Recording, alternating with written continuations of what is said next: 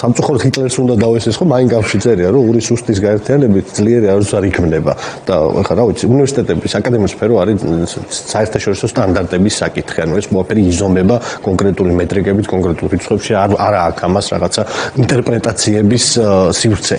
ორივე თესეუც და საქართველოს ტექნიკური უნივერსიტეტიც არის ყველა საერთაშორისო სტანდარტი ძალიან ცუდი უნივერსიტეტები უბრალოდ ცუდი კი არა ძალიან ცუდი უნივერსიტეტები ვერანაირ კრიტიკას ვერ უძლებს ის აკადემიური ხარისხი რომელიც ერთს ან მეორეს აქვს მათი გაერთიანებით კარგი არაფერი არ მოხდება თუ რეფორმაზე არის ლაპარაკი ფუნდამენტურად უნდა შეიცვალოს ერთის და მეორეც ოღონდ ლოგიკა არ აქვს არავითარი ამ უნივერსიტეტის შეწყებას გარდა ორი არგუმენტისა რაც შეიძლება იყოს იმიტომ რომ სხვას მართლა ვერ ხვდები ვერც რაციონალურად და ვერც რაღაცა იმ ფსიქოპატის მოსახედიდან ვინც ამ გადაწყვეტილებებს იღებს ხო ის კაც რომ ჯანსაღი არ არის ეს ყველას გვეცმის ერთი ეს არის ტოტალური კონტროლი ანუ სრული აკადემიური ავტონომიის მოკლა და ტოტალური კონტროლი უნივერსიტეტზე იმიტომ რომ გონიათ რომ კიდე რაღაცეები არის ხო ყველამ კარგად ვიცით რა პროფესორი 90% იქ ვინც არის ვინც ასწავლის ვინც სულდგმულობს ამ უნივერსიტეტზე რა ხალხია ეხლა რა ვიცი ეს ის არის ხო ტექნიკური უნივერსიტეტი არის ის უნივერსიტეტი გაგახსენებთ რომ უთარ ფარცხალაძეს მიწა ბოლოს ისა დოქტორის ხარისხი ანუ ეგეთი ხალხი არიან ყველაფერზე ხელაღებული უნამუსო ხალხი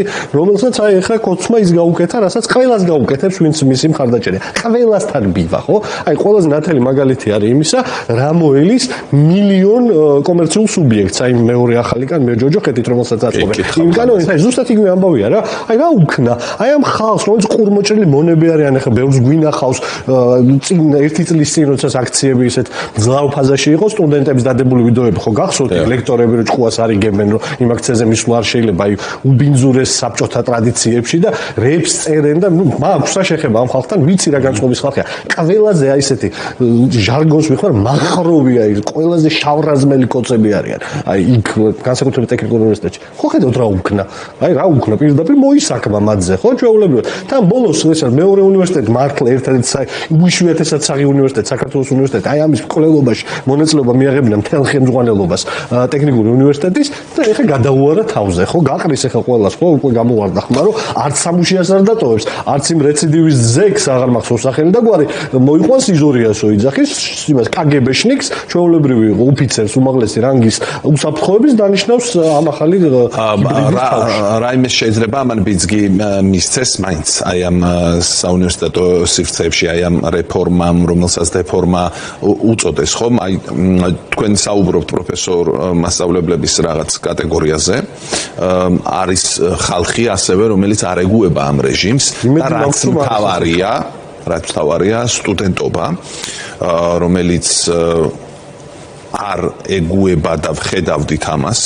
აი ამ ბოლო რამდენიმე წლის განმავლობაში განსაკუთრებით მაგრამ რომელიც არც უნდა შეეგუოს რაც არ უნდა ბერკეტები იყოს მასზე ამასთანავე აი რექტორი თქვენ ახსენეთ ერთი რექტორი მაგრამ მეორე რექტორი საერთოდ არ ჩანს აგერ მოუწოდებენ განან უნივერსიტეტის ეზოში ადამიანები და მოუწოდებენ რომ დაგველაპარაკეთ ანუ ეს არის გზავნილი რომ უნივერსიტეტის რექტორი საერთოდ არაფრად მიგვაჩნია ამას ამბობს რეჟიმი და თავად უნივერსიტეტის რექტორიც ამას ამბობს რომ ის არავინ არ არის ამ პროცესში აი ასეთ სიტუაციაში პროტესტის რა შესაძლებლობები არსებობს მაინც აქ ხო მართლა იმაზე არ არის ლაპარაკი რასთან გააერთიანებენ აქ სრულ სურათში თუ შევხედავთ გვაქვს სრული კატასტროფა ამ ეგრეთ წოდებული რეფორმის სახით ხო იკითხება რომ ეს რაღაცისთვის კეთდება ეს განათლებაზე სრუნვით რო არ კეთდება ვიცით იმიტომ რომ პირდაპირ მოღალატეობრივი ამბავი არის ხო აი რატომ წამოიწყო ეს ივანიშვილმა ერთი სიტყვით ეს ეგრეთ წოდებული რეფორმა რა სჭირდება მას ტოტალური კონტროლი ერთია არის თუ არა კიდევ სხვა მიზნები რისთვისაც ის ამას ხო არ ვახსენე მე არ მგონია რომ ეს ჯანსაღი შეხედულებების ადამიანია და ჯანსაღად საღი აზრით უყურებს ამ პროცესს მე მგონია რომ ერთის მხრივ სტუდენტობის აქტივობამ ერთი წლის წინა გაზაფხულზე როცა სურსული კანონის ამბავი დაიწყო ამ ქვეყნის ერთგვარი ეს პროტესტი ხო არ არის ხა პირდაპირ თქვათ რა რაღაცა სახელი დავარქვათ არ მომერიდება ამის ხმა სამწუხაროდ საქართველოში მიმდინარე პროტესტი რომელიც ძლავრი იყო რაღაცა ეტაპებზე უწყვეტი ამდენი ხანია და ამ უწყვეტობით ის ძლიერი არ არის ეს არ არის სახალხო პროტესტი ანუ მას არ აქვს აი ესეთი დიდი სახალხო მასშტაბი მასში არ არის რაღაცა სოციალური ჯგუფები დიდი ჩართული რაც ჭირდება მას საფიშველ მუშებაში რის თქმამდე მას არ ვაკრიტიკებ პირიქით ვამბობ ფორმა ჩემი აზრით ეს პროტესტი არის ესეთი ინტელექტუალური ეს არის ამ საზოგადოების საუკეთესო ნაწილი, მოდი ესე ვთქვათ, განათლებული, წარმატებული. მაგრამ ამ პროტესტს ისინი არიან დღეს ყველაზე აქტიური ამ პროტესტს შეუძლია ისეთი მასშტაბები იყოს, ხო? ანუ ეს შიშის საფუძველია ივანიშვილის. ეს არის კომპლექტი. ხო, ანუ პროტესტის ამბავი, ამ უწყვეტი პროტესტის ამბავი და ეს პროცესი მიაბით ერთმანეთს რაღაცა. მაგის პასუხი არის, შეხედე, ეს პროტესტი ხა რაც ეს არ არის ხა რაღაცა ისეთ ბოლშევიკი ლიდერები ამ პროტესტს სათავეში არ უწევენ, ხო, არ უდგანან, ეს არ არის რაღაც სახალხო პროტესტი, რომელიც ითხოვს არ ვიცი, სამუშაო დროის შემცირებას. ეს არის ისეთი დემოკრატიის გადარჩენისთვის მებრძოლი პროტესტი. რის სათავეშიც და ძირითადი აქტივი ხა ის ადამიანები, ვინც ამ უწყლობას უზრუნველყოფენ, პირდაპირ თქვათ, არიან ამ საზოგადოების ერთგვარი ინტელექტუალური ელიტა, ხო? და ეს ინტელექტუალური ელიტა, აი სწორედ მაშინ წარმოიშვა, რომელსაც როცა ამ ქვეყანას გაიხსნა შესაძლებლობები, რომ განთავისუფლებულობა გაითანამდე ლაპარაკობდით რუინ მეტრეველის და არ ვიცი, მის მსგავსი, აი ესეთი ქრესტომატიური კორუფციონერების მაწუხებიდან. დიახტაზვა დაიმახსოვრეთ, არ გაგიწყდეთ აზრი. გია ბუღაძე მივიდა და სიტყვით მიმართავს ახლა სტუდენტებს იქ შეკრებილ საზოგადოებას, ეს ხდება ჯავახიშვილის უნივერსიტეტის ეზოში და ეს კადრი თუ შეიძლება გქონდეს ჩვენი საუბრის პარალელურად კონსერვატორია შემდეგ აკადემიას შეუწყავენ და მაგაზეც გადავლენ. რის თქმა მინდა შეხედე, ანუ შიში იმისა რომ შეიძლება აი ამ თუკი აი ამ კერებს არ მოსპობს ივანიშვილი გადაიზარდოს ძალიან დიდი. მაგას აკეთებს, ანუ ის რაღაცა ძალიან მცირე დროის შესაძლებლობის ფანჯარი, რომელიც ამ ქვეყანაში განათლების თვალსაზრისით გაიხსნა ვარდების რევოლუციის შემდეგ. ეს კი არა ყველას გვაქვს შეხება ამ სფეროს და ყველამ ვიცით რა ძიმე ვითარებაში არის საგანმანათლებლო სისტემა, მაგრამ მინიმუმი არსებობდა ბოლონიის პროცესთან დაახლოვება ის რომ ჩვენ სტუდენტებს ჰქონდათ საშუალება რომ იგივე დროით ესწავლათ სკოლაში და შემდეგ ჰქონდათ საშუალება რომ როგორც ევროპელ სტუდენტებს ესწავლათ კარგ უნივერსიტეტებში და მივიღეთ ხო შედეგი მივიღეთ ერთგვარი ინტელექტუალური ელიტა რომელმაც არ დაუშვა ის რომ აი ეს რაღაც რუსიფიკაცია არ მოხდარიყო 2 წლის წინ. ეხლა ეს არის რევანში და პასუხი ამაზე. როგორი რევანში და პასუხიც არის რა ვიცი მეწარმეებისთვის იმის თქმა რომ ეხლა შენ თუ ერთ შვენიერ დღეს კიდე გაბედავ და ევროპის დროშას გააშეარებ ამ ფოტოს ნაცემი უმოწყალოდ სადისტურად ნაცემი რომელიმე მომენტინგის 20,000 ლარის დაგაჯარიმებ მე 40 და მე გაგაქრო. აი ბავშვი ვართ რა. თუ გვექნება შესაძლებლობა რომ ადგილიდან როდესაც გამომცვლელი იქნება მაცნობეთ თუ შეიძლება და შევიყვანოთ ეთერში ჩვენი საუბრის პარალელურად ასევე პატარა წვეტებს გავაკეთებთ რომ საქმის კურსში ვიყოთ რა ხდება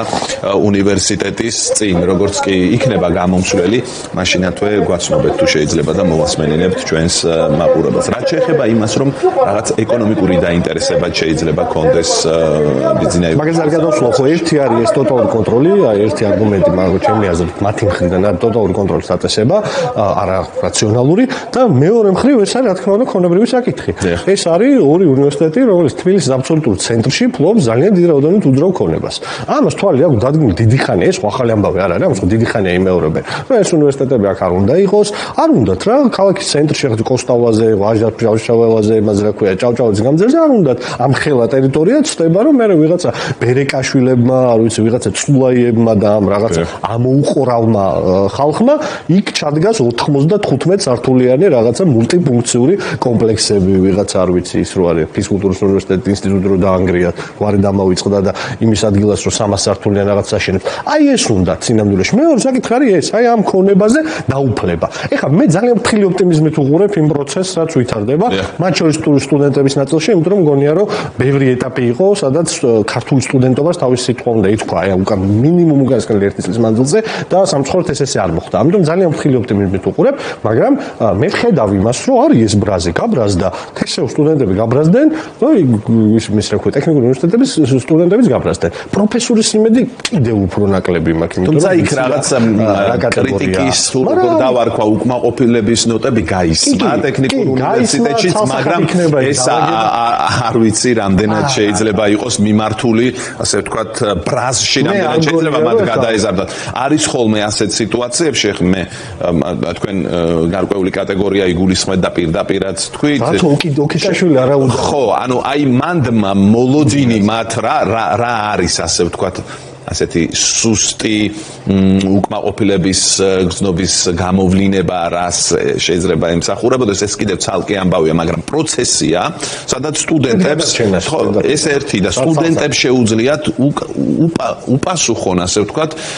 ამას რასაც ახლა რეჟიმი აკეთებს და ამან შეიძლება პროცესი წარმართოს ანუ ის პროფესორა რომელსაც თქვენ არენდობით ის კი არ იყოს წამყვანი იქ არამედ სტუდენტობა იყოს ანუ საბოლოო ჯამში ივანიშვილს აშინებს რომ ამ პროტესტში შეიძლება აფეთქდეს მაგრამ მეორე მხრივ მიზანი აქვს რომ ახლავე მოახერხოს ყველაფერი ხო რაღაც ისეთი საკითხია სადაც ძალიან პროგნოზირებადი შეიძლება ვერ იყოს პროცესი ხო აი მაინტერესებს თქვენი აზრი რამდენად შეიძლება ეს რესურსი გამოინახოს რამდენად შეიძლება აი ამ ყველაფერზე აფეთქდეს ივანიშვილი იმიტომ რომ ეს ხომ განცალკევებული პროცესი არ არის თავადვე ახსენეთ ჩვენ ცლადაც გვექნება საუბარი აი ეს ახალი ეგრეთ წოდებული კანონმდებლობა ხო როდესაც ის უკვე პრაქტიკულად მთელ საზოგადოებას ეხება ესეც ის კანონმდებლობა ყველაფერს ეხება უკვე და აი მაინტერესებს აქ შანსები ჩვენთვის და რისკები ივანიშვილის. პირდაპირ ძალიან დიდი შესაძლებლობა არის ხა ეს ყველაფერი იმისთვის რომ ქართულმა სტუდენტობამ, საქართველოს სტუდენტობამ, განსაკუთრებით იმ ორი უნივერსიტეტის რომელიც რა ვიცი ამ ქვეყნის მოხლის ისტორიაში ყოველთვის აჩვენებდა რომ მნიშვნელოვან როლს თამაშობდა პოლიტიკურ ცხოვრებაში, ეხა აქვს ამ თაობას სტუდენტების ის შანსი რომ ნამდვილად მნიშვნელოვანი პროცესი გამოადგნონ და გადაარჩინონ თავისი უნივერსიტეტები პირველ რიგში და სწორი პოლიტიკური პოზიცია დაიკავონ, იმიტომ რომ აი იმ კანონთან მასში ვიტყვი რა ისევ რომ არა ანუ ეხა ხო ყველას ესმის რომ მე და შენ კი არ გვეხება ვიღაცა არასამთავრობო წარმომადგენლებს კი არ ეხება ვიღაცები ხო გვეღლიცინებოდნენ მთელი ეს პერიოდის მანძილზე ვიღაცები ხო უყურებდნენ და შეიძლება არ ამბობდნენ მათი ნაწილი და ჩუმად ფიქრობდნენ მე ხო ეს არ მეხება და ეხა ხო ყველამ დაინახა რომ აბსოლუტურად ყველას ეხება საქართველოს მოქალაქე არ დარჩება. მინდა ეს არ მივა. მილიონ სუბიექტზე როცა არის ლაპარაკი რაღაც 300,000-ზე მეტ შპს-ზე და 700,000-მდე იმაზე რა ქვია, ინდმეწარმეზე. მილიონი ადამიანი პირდაპირ ხდება. უტიფრად იჯდა ის რაღაცა სახედარი რო ყავთ. პარლამენტის თავმჯდომარე დანიშნული გაურკვეველი არსება. ამასთან თუ ყურებდი იმედზე ლაპარაკობდა და რა ვიცი, აი პირდაპირ ამბობდა რა ყველაფერს. აბსოლუტურად პირდაპირ ამბობდა ყველაფერს. თან ამბობდა რომ ეგენო გიტყვებიან NGO-ებს ეხება ეს მარტო და ქვეყნის მოღალატეებსო. და რას ნიშნავს რა ქვეყნის მოღალატეებს? ხალხო არ მოეწონება ვიღაცა რომ ევროპის დროშას დაპოსტავს და ინდმეწარმეა სადღაც ან რაღაცის გამო ინდმეწარმეა 20,000 ლარიან ჯარიმას დააკისრებს 20,000 ლარიან ჯარიმა მარტივი ამბავი არა და მე 40,000 და მეორე ციხეში გაუშვებს 6 წელი ანუ საქართველოს მილიონზე მეტ მოქალაქეს რა ვიცი მოსახლეობის აბსოლუტურად ყველა ფენას ყველა ნაწილს ყველასთან მიდის ეს ამბავი და იგეთ ყველასთან მიდის და აქ არ არის ყოველთვის არ არის რაღაცა პოლიტიკური პროტესტი შეიძლება თაზო დათუნაშულს არ ვიცი და იმას რა ქვია მამუკა ხაზარძე ხოს არ გვეთანხმებოდე ჩვენთან ერთად რაღაც პოლიტიკურ პროცესში არ შემოდიოდე მაგრამ რაღაცა ამ ქვეყანაში აი ამ გაუბედურებულ დაჩაჩანაკებულ ქვეყანაში რაღაცა გაინც გაგირ ჩვენს ბრაზილის გზნობას რაღაცა გასაპროტესტებელი ოდესმე გექნება შენი შვილი არ ვიცი მილიონი თემაა ხო პარალელურად პოლიტიკური პროცესია რომელიც ამის საშუალება აღარ გექნება იმიტომ რომ ივანიშვილი ეს რა ფორმით მიდის ხო ეს რეჟიმი ეხა მარწუხებს დატოკრავს იმიტომ რომ ხდება რომ რესურსი აღარ რჩება არც მოტყუების არც პროპაგანდის და მაქსიმალურად ეს ყველაფერი გადაყავს ძალისმიერი მეთოდით შევიწროებაზე შიში ციხე ასე შემდეგ და ამის ბოლო ის არის რომ ნებისმიერი პატარა თემა მისთვის ისეთი მტკივნეული იქნება რომ რა ვიცი შენ შულს რომ რამე წამალი დაჭირდეს და იმის გამო სახელმწიფო არ მიცეს და გამოხვიდე და გააპროტესტო ამის გამო შეიძლება ციხეში ჩაგდოს იმიტომ რომ ისიც მისთვის პრობლემა პროტესტი სხვადასხვა დროს სჭირდება ნებისმიერ ადამიანს და მე არ მინდა ახლა დავიწყო მაგალითების მოყოლა პოლიტიკური არ არის მხოლოდ კი გეთანხმებით აბსოლუტურად მაგალითების მოყოლა აი იმ რუსულ კანონს რომ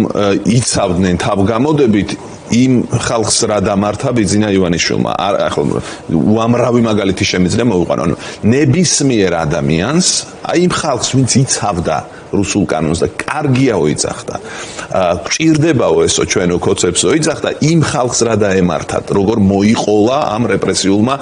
მანქანამ პროტესტი ყოველას ყოველთვის სჭირდება და დასჭირდება ხო დასჭირდა ირაკლი ღარიბაშვილს ხო დაჭირდა ირაკლი ღარიბაშვილი ხო ფართხალებდა ბოლო 6 თვე რა ვიცი ყოველას ხვდებოდა ცდილობდა რომ რაღაცებს ფულები შეეტანა ვიღაცი ხალხისთვის რომ მისი მხარე დაიჭირათ და სად დარჩა სად აღმოჩნდა აი კაც რომელიც რა ვიცი მთელი ნახევარი კოცობა პრემიერ-მინისტრად გაატარა საქმეც ეგ არის დიდი მადლობა